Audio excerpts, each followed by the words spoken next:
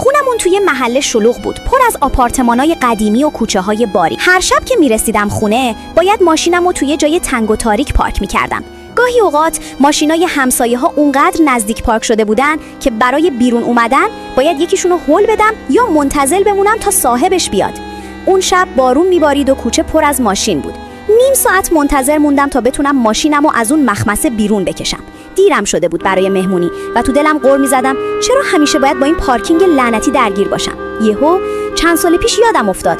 اون موقع تازه فارغ التحصیل شده بودم و بیکار. هر روز پیاده میرفتم مصاحبه‌های کاری زیر بارون و آفتاب و تو دلم میگفتم خدایا کاش یه ماشین داشتم، دیگه لازم نبود اینقدر پیاده روی کنم یا منتظر اتوبوس بمونم. حالا که داشتمش شاکی بودم. میدونی چیه؟ انگار ما آدم‌ها عادت داریم چیزایی رو که به دست میاریم فراموش کنیم. انگار که همیشه بودن و حقمون. آرزو می‌کنی یه شغل خوب داشته باشی، بعد که به دستش آوردی از اضافه کاری و فشار کار شاکی میشی. آرزو می‌کنی یه پارتنر عالی پیدا کنی، کسی که عاشقانه دوستت داشته باشه، اما وقتی پیداش کردی از هیچ فرصتی برای بحث و ناراحت کردنش دریغ نمی‌کنی. آرزو می‌کنی یه خونه بزرگتر داشته باشی، بعد که داری از تمیز کردنش یا قبضاش گلایه می‌کنی.